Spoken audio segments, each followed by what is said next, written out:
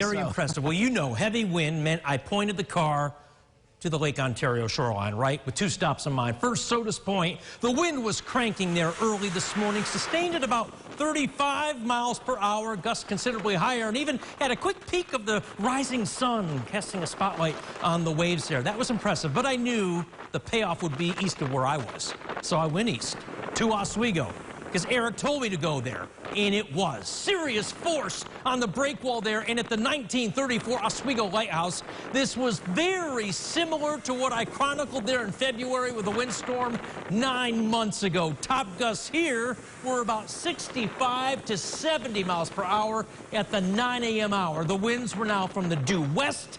I even felt some ice pellets. The raw reality of November indeed is upon us. Look at those flags.